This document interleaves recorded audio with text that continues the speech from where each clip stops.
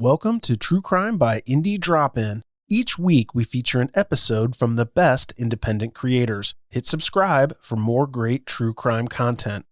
Hello, true crime fans. Before we get started, I just wanted to tell you about Scary Time, another podcast by Indie Drop-In featuring independent creators. If you like episodes about the paranormal, ghosts, monsters, hauntings, creepy places, enchanted objects, aliens, and more, check out Scary Time. You can find Scary Time in any podcast app, or you can click the link in the show notes below.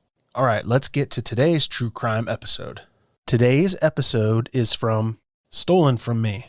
Don't forget to check out the show notes for links to subscribe and follow on social media. Enjoy the show. Begin. Hi everyone. Today's case we're covering is Keeley Bunker. This episode, as with every other episode I cover, comes with a listener discretion, so it's not recommended for children.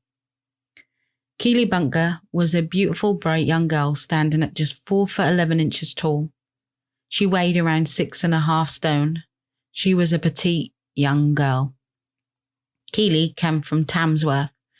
Now, she had big dreams of working with children one day. That was what she always wanted to do.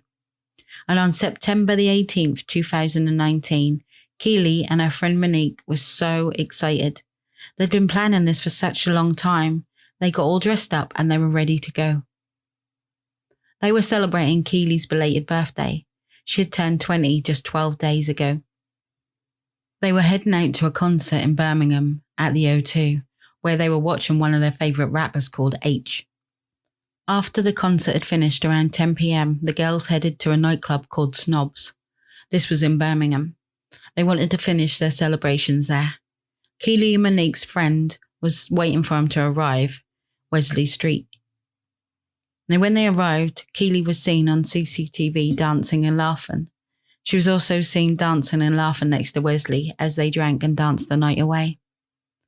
Around 2:40 a.m, Keeley, Wesley and Monique all decided to call it a night. They jumped into a taxi and headed to Monique's house for a little while. This is where Keeley got changed out of her going out clothes and into something more comfortable like leggings and trainers and a top. She was all ready for a walk home. Monique asked Keeley to stay for the night, but Keeley said that she had an interview the next day at 2 p.m. and she just can't miss it.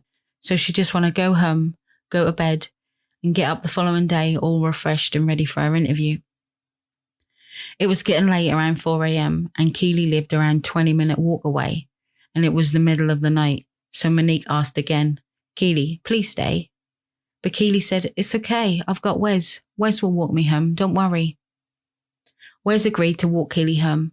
They'd known each other for such a long time, and Keeley felt safe with him. They were close friends.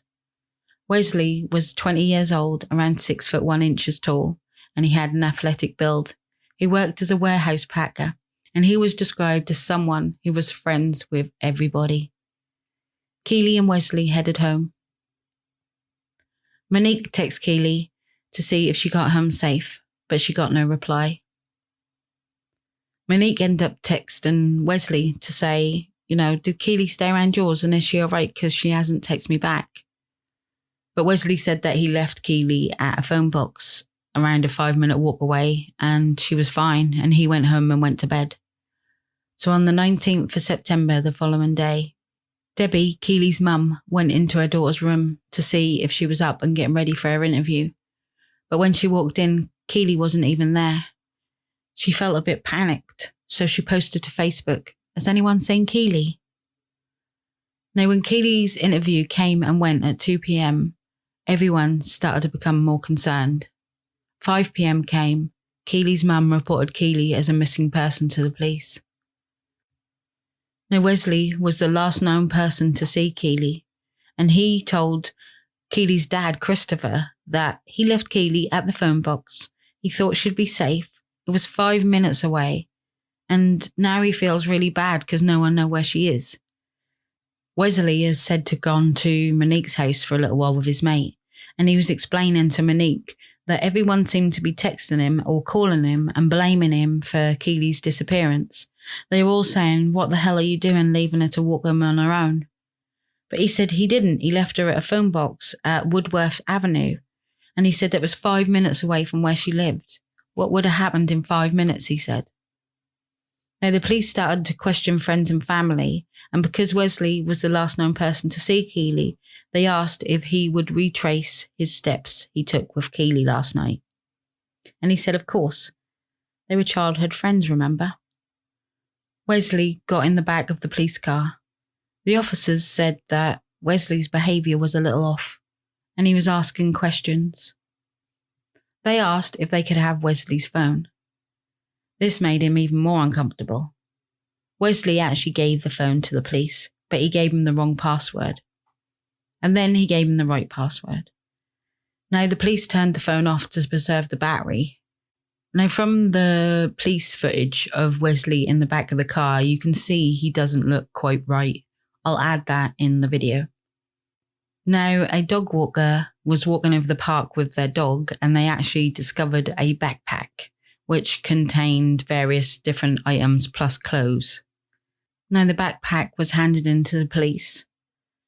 Wesley was still in the back of the police car talking to the police officers, and Jason, Keeley's uncle, actually returned home to find that Keeley was still not home. So he grabbed his shoes and his torch and he headed back out the door to see if he could find her. Now, because Keeley's backpack was found over the park, he decided to head there first. As Jason was shining his torch in the bush, something sparkled as the light hit it. It was red. He then noticed it was a bracelet. He then saw brown long hair, and then he screamed. And then he let out this horrendous scream. It was described as haunting. There was an off-duty police officer nearby, and he heard Jason scream. He also heard something that sounded like, "I found her." Jason had just discovered his own niece's body. Keeley was discovered face down in the brook. Her body was hidden under branches at Wigglington Park. Now, this was around 9 o'clock. Keeley's body was found with her leggings pulled down round her ankles and her underwear pulled down to her trainers. Wesley was then arrested and taken to the police station. Now, at the police station on the police cam, Wesley is seen quite relaxed. He's actually asking for food and chatting to the police officers, saying that he's had a really bad week. Now, the police officer said that on CCTV at the rugby club, which wasn't far from where Keeley's body was found, on the CCTV around 4:20 a.m, Wesley and Keeley was actually seen walking together through the rugby club sort of gardens. I don't know what you call it. Now, this was proof that Wesley had told his first lie. He said that he dropped Keeley off at a phone box, which would have been on the other direction, like the other side of where the rugby club is. Now, he never said that he walked through the rugby club. He said he dropped her off at the phone box and he went to bed. Now, as the police had Wesley's phone, they thought they'd use the GPS on the phone to retrace his steps. Now, Wesley's story was becoming very inconsistent, and what he was telling the police was inconsistent to what his phone was telling the police. Now, his phone stated that Wesley was still inside the park at 4:58 a.m. and he was there until 6 p.m.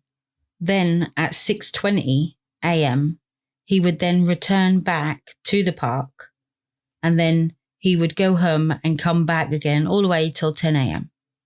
So now Wesley's GPS said that he was back and forth to the park constantly. We now know that he was actually doing this to add branches to Keeley's body to try and hide her. He would then go back to make sure that she couldn't be found, basically.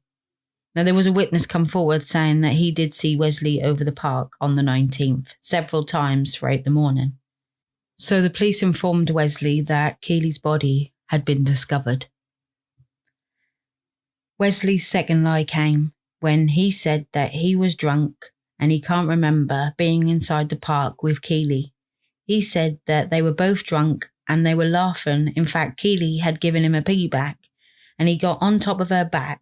Bearing in mind, she was supposed to be drunk and 4'11", and he was supposed to be drunk and 6'1". He said that they were messing around and then Keeley fell over and hit her head on the ground. but this was actually proven to be a lie. A post-mortem examination found that Keeley's cause of death was strangulation. In fact, she had tried to fight her attacker off.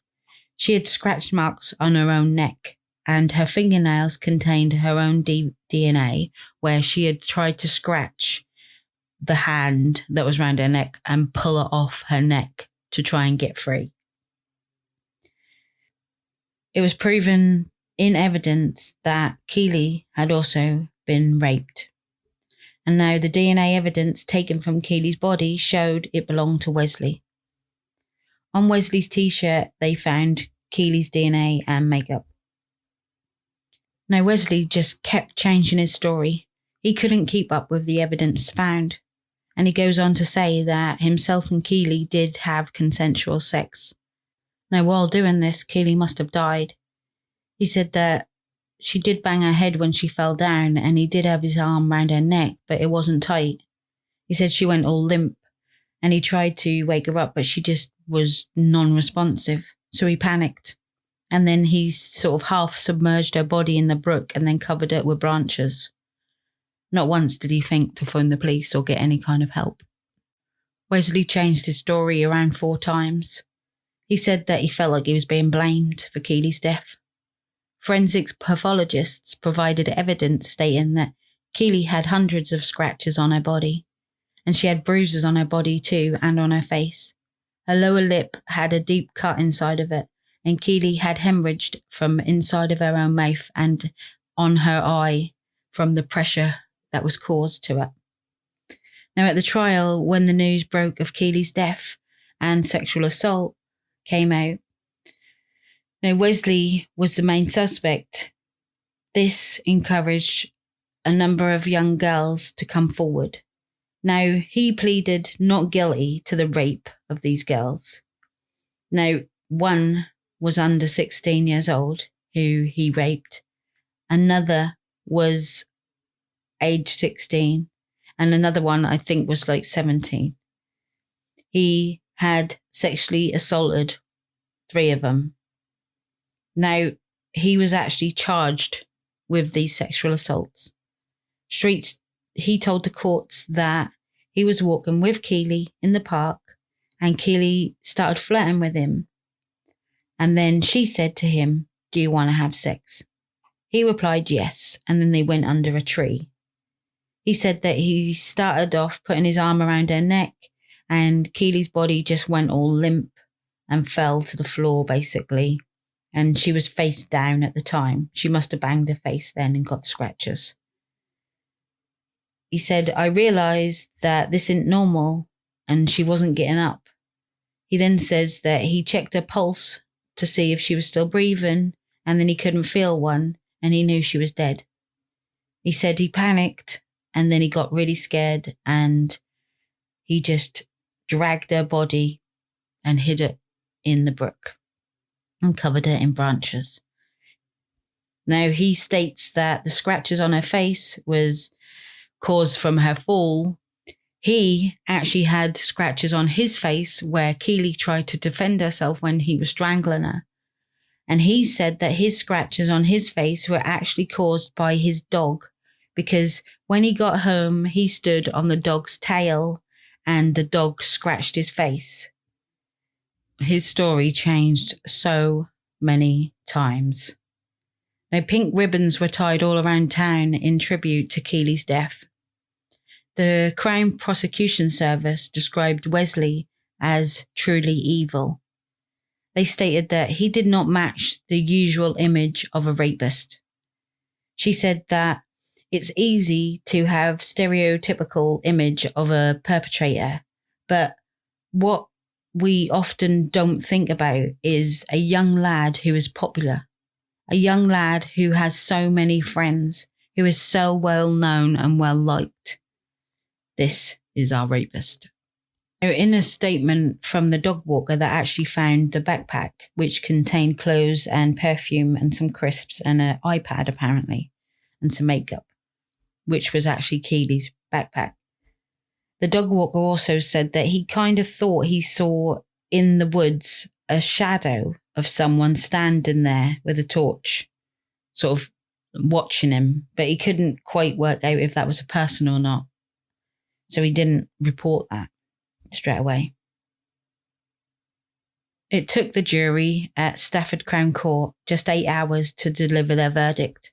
The judge told Wesley Streets that he will be sentenced to a minimum of 30 years. It was actually reduced to 29 years and 46 days due to the time he had already spent. I'm almost certain as well this actually included the charges of the sexual assault of the 3 young girls. Now, the judge said that Wesley could be released after 30 years if the parole board was satisfied that he was no longer a danger, as they normally do.